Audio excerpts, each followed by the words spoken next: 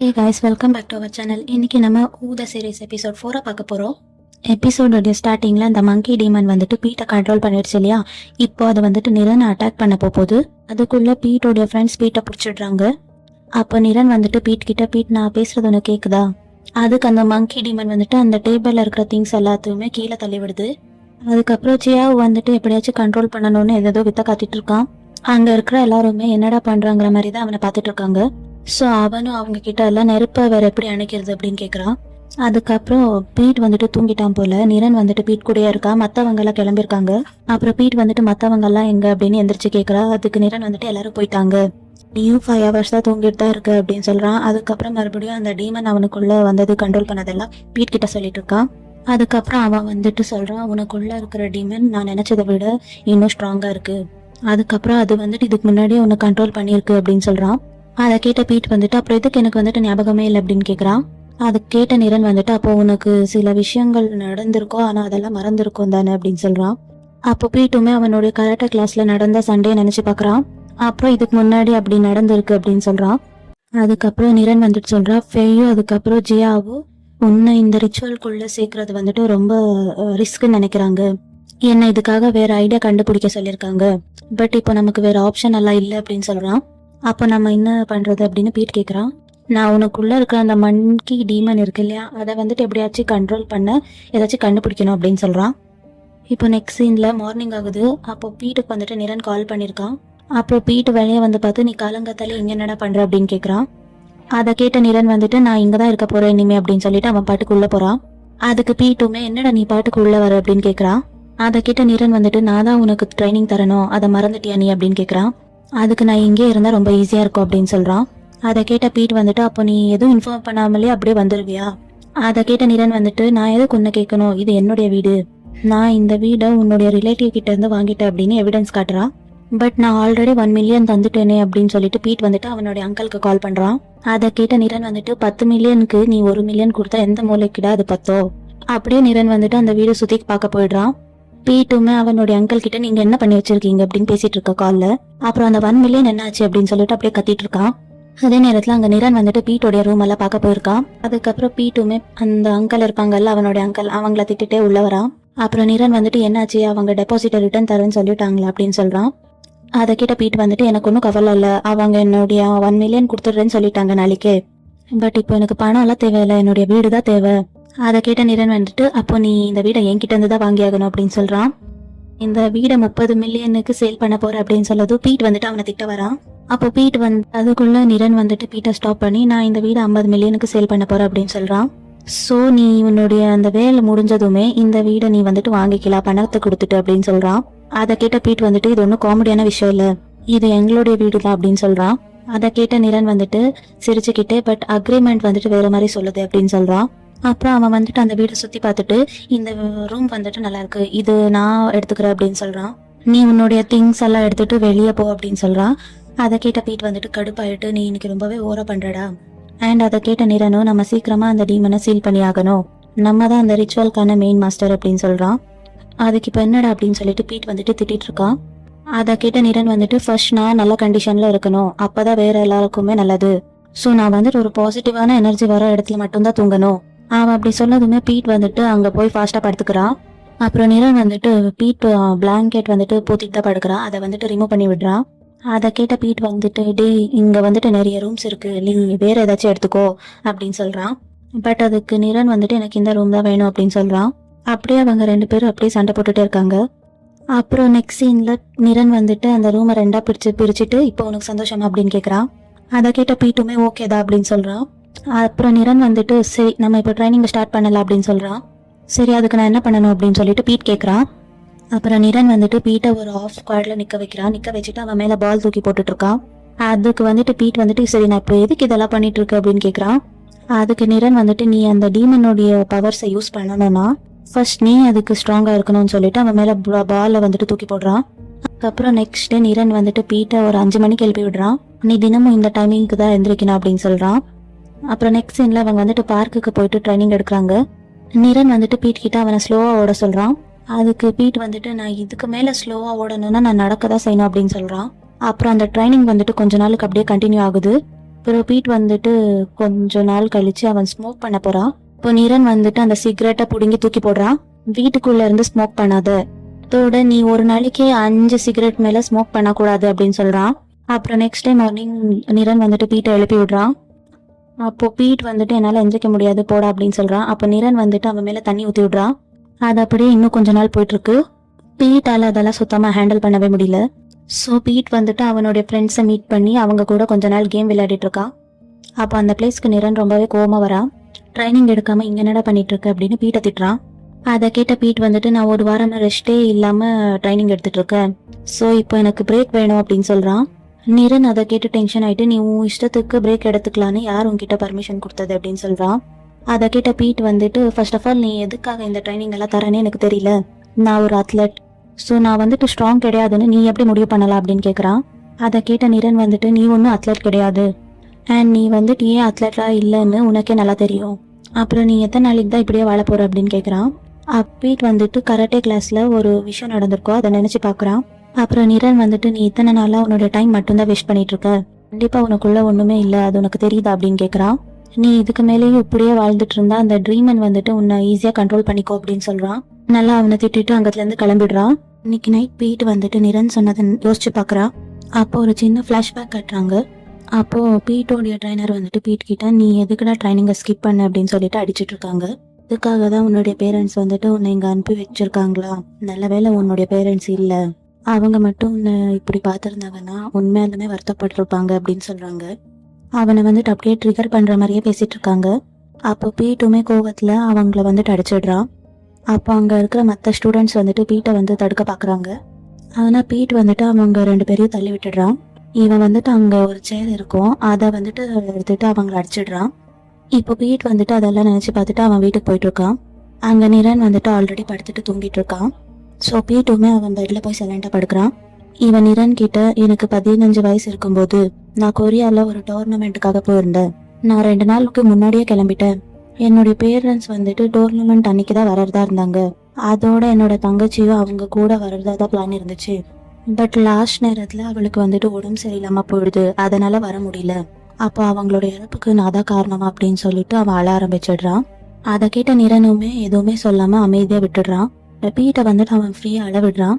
அப்புறம் next day morning Niran எந்திரிச்சு பாக்குறான். அப்போ பீட்டை காணும் பக்கத்துல. ஸோ நிரன் வந்துட்டு அவன் எங்க போயிருக்கா அப்படின்னு வெளியே வந்து பாக்குறான். அங்க பார்த்தா பீட் ஆல்ரெடி ட்ரைனிங் எடுத்துட்டு இருக்கான். அண்ட் அப்புறம் பீட் வந்துட்டு எல்லா ட்ரைனிங்கையும் அப்படியே ஒழுங்கா பண்ணிட்டு இருக்கான். அப்புறம் இதுக்கு நடுவுல அவனுடைய ஃப்ரெண்ட்ஸ் 3 பேர் இருப்பாங்கல்ல, அவங்கள கூப்பிட்டுருக்கான். இவங்க 5 பேரும் சேர்ந்து அந்த வீட்டை கிளீன் பண்றாங்க. இப்போ நெக்ஸ்ட் சீன்ல அந்த பிரைம் மினிஸ்டர் அந்த மாஃபியா கால் பண்றாங்க. நம்ம பேசி ரொம்ப நாள் ஆகுதுல்ல அப்படின்னு கேக்குறான். அப்புறம் இவரும் நம்ம 2 பேருக்குமே வேலை இருக்கு அப்படின்னு சொல்றாங்க. அதை கேட்டு அந்த மாஃபியாவும் கரெக்டு தான், நம்ம 2 பேருக்குமே அந்த ஹெவன் வேற வேற வேலையை கொடுத்துருக்கு, ஸோ நாமளும் அதை சண்டை போடாம செய்வோமே அப்படின்னு சொல்றான். இப்போ உனக்கு என்ன வேணும்னு கேக்குறாங்க. அதுக்கு அந்த மாஃபியாவும் என்னை தப்பா எடுத்துக்காதீங்க, இதை நான் வந்துட்டு உங்க மேல இருக்கிற ஒரு அக்கறை இல்லாத சொல்றேன், இப்போ உங்களுடைய நிலைமை வந்துட்டு ரொம்பவே மோசமா போயிட்டு இருக்கு, உங்ககிட்ட பவர் இருக்கு பட் கண்ட்ரோல் உங்ககிட்ட இல்லை, அப்போ எப்படி வந்துட்டு நீங்க ஒரு லீடரா இருக்க முடியும் அப்படின்னு கேக்குறான். அதை கேட்ட அவர் வந்துட்டு அப்போ இதுக்கெல்லாம் காரணம் நீதான் அப்படின்னு கேக்குறாங்க. அதை கேட்ட அந்த மாஃபியாவும் சரி நான் டைரக்டா பாயிண்ட்டுக்கு வரேன், நீயும் ஒன்று விட்டுடு நானும் ஒன்று விட்டுடுறேன் அப்படின்னு சொல்றான்.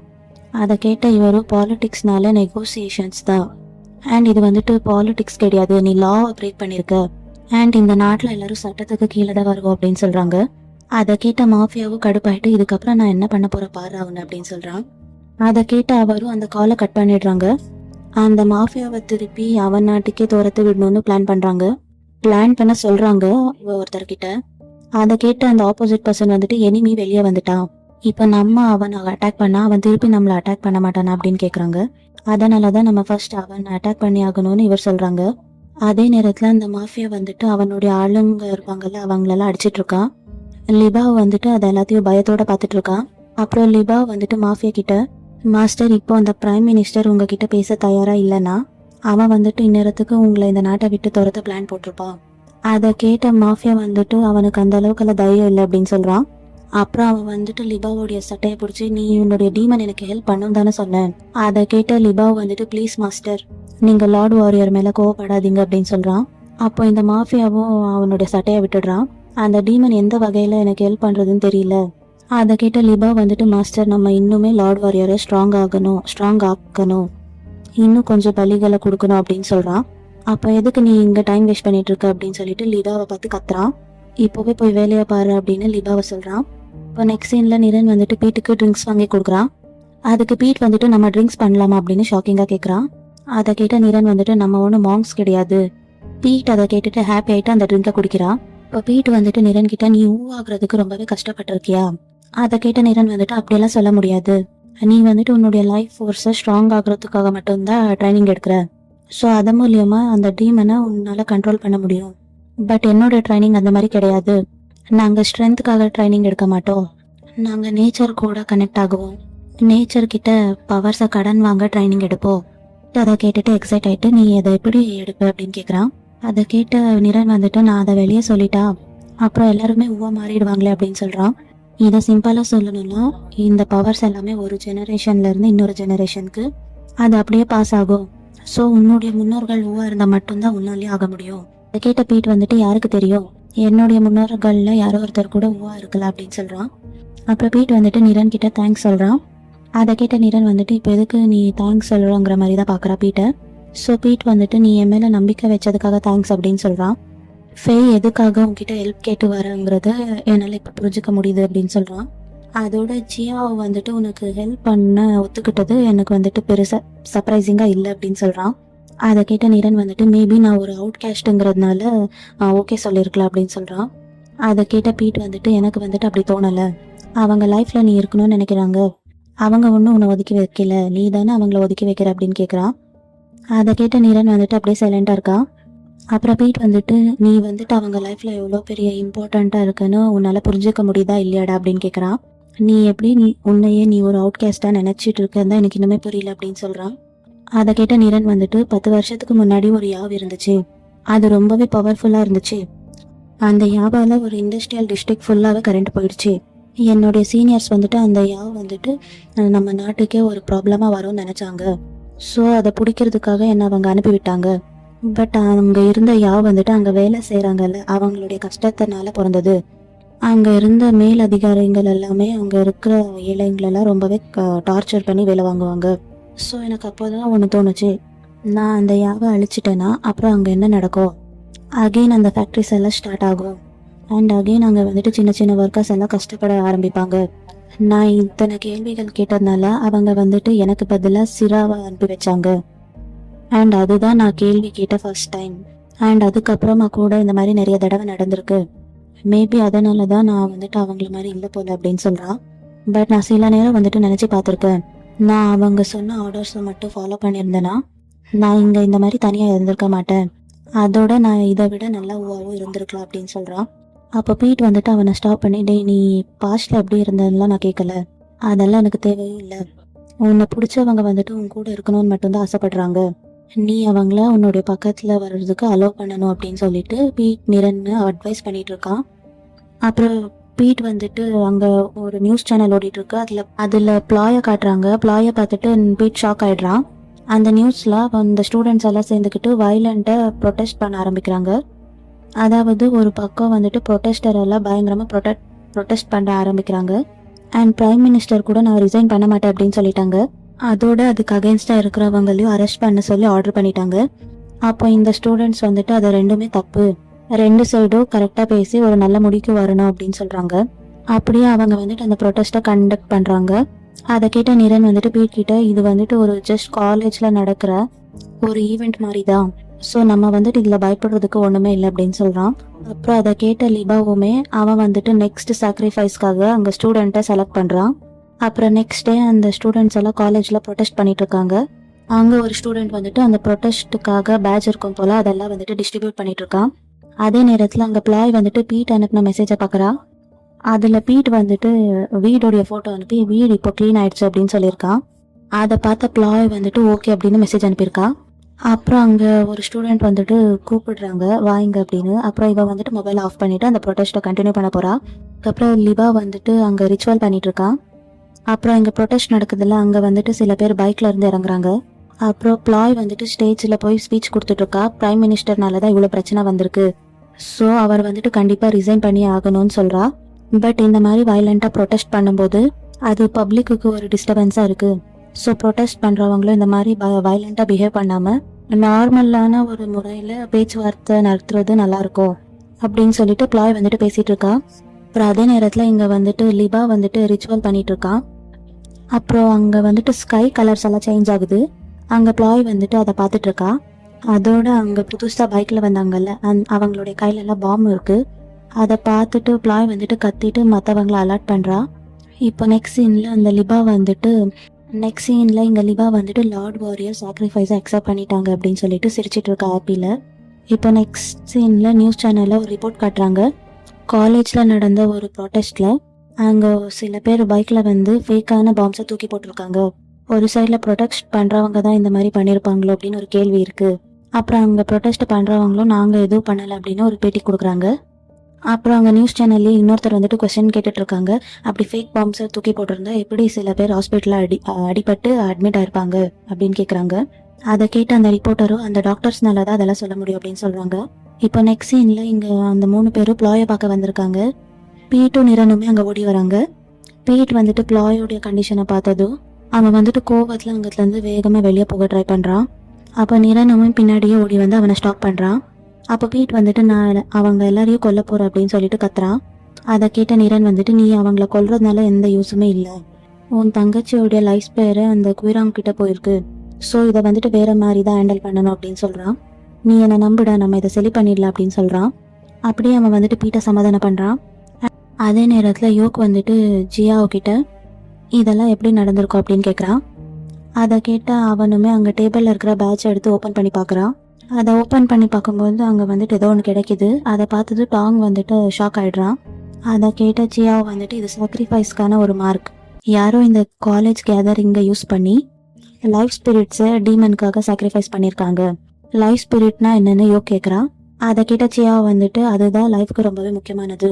இந்த எனர்ஜி மட்டும் பாடியை விட்டு வெளியே போயிடுச்சுன்னா அதுக்கப்புறமா அந்த பாடி வந்துட்டு செத்ததுக்கு சமம் அப்படின்னு சொல்கிறான்.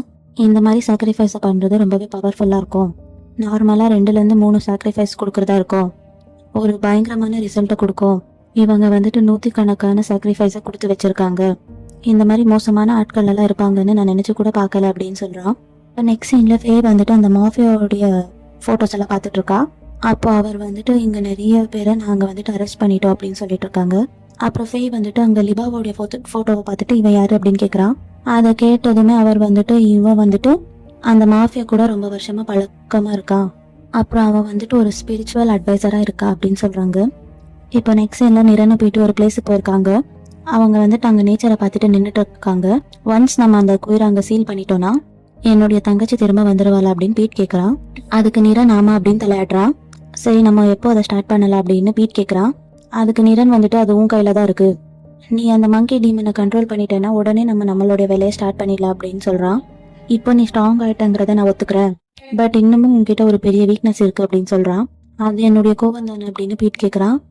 அதை கேட்டதும் நிரன் வந்துட்டு ஆமான்னு சொல்கிறான். உன்னுடைய கோவத்தினால உன்னுடைய ஸ்ட்ரென்த் மட்டும்தான் கம்மியாகும். ஸோ நீ வந்துட்டு உன்னோட பவரை ஃபுல்லாக யூஸ் பண்ணுறதுக்கு அது ஒரு தடையாக வரும் அப்படின்னு சொல்கிறான். தென் நான் அதையும் சேர்த்து கண்ட்ரோல் பண்ணணும் இல்லை அப்படின்னு பீட் கேட்குறான். அதை கேட்ட நிரன் வந்துட்டு நீ பல நாட்களாக அது தானே பண்ணிட்டு இருக்க, அது வேலை செஞ்சுச்சா அப்படின்னு கேட்குறான். இங்கே வீசிட்டு இருக்க காற்றை உன்னால் ஃபீல் பண்ண முடியுதா அப்படின்னு கேட்குறான். அதுக்கு பீட் வந்துட்டு முடியுது அப்படின்னு சொல்கிறான். ஸோ அதை கேட்ட நிரன் வந்துட்டு உன்னால் இந்த காற்றை ஸ்டாப் பண்ண முடியுமா அப்படின்னு கேட்குறான். அது எப்படி என்னால் பண்ண முடியும் அப்படின்னு பீட் கேட்குறான். சரிதா, உன்னால் இதெல்லாம் ஸ்டாப் பண்ண முடியாது. அப்புறம் இந்த மாதிரி காற்று அடிக்கிறதெல்லாம் ஒரு நேச்சுரலான விஷயம். அது வந்துட்டு அது பாட்டுக்கு ஒரு ஃப்ளோவில் போயிட்டுருக்கோம்.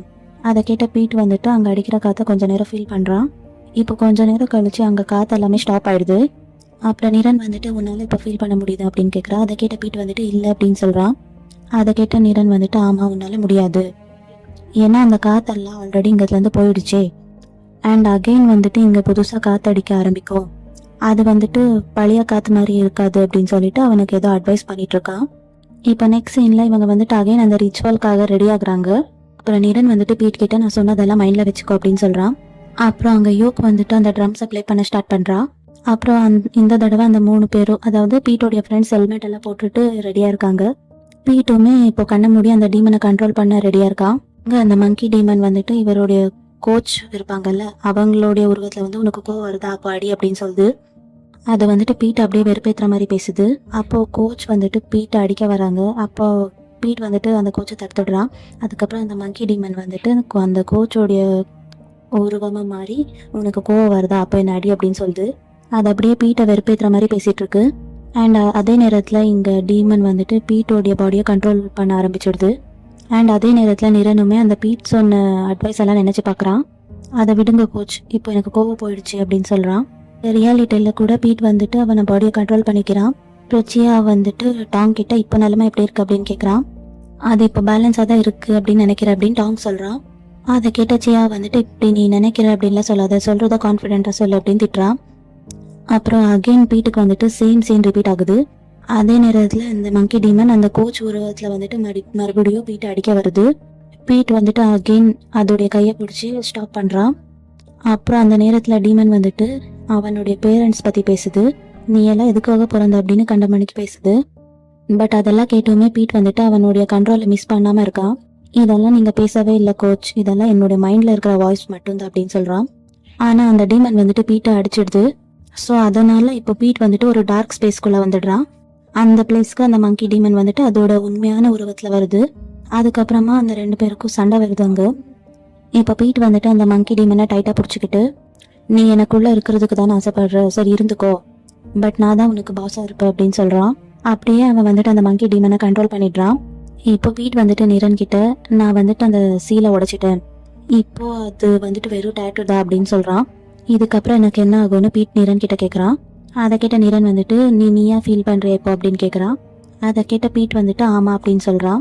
அப்புறம் நிரன் வந்துட்டு அந்த மங்கி டீமன் இப்போ உன்னோட கண்ட்ரோல்குள்ளே வந்துடுச்சு அப்படின்னு சொல்கிறான். அதை கேட்ட அங்கே இருக்கிறவங்கெல்லாம் அப்படியே ஹாப்பி ஆகிட்டு நிரனை வந்துட்டு ஹக் பண்ணிக்கிறாங்க. இப்போ நெக்ஸ்ட் சீனில் இவங்க வந்துட்டு இவங்களோட வீட்டுக்கு வந்துடுறாங்க.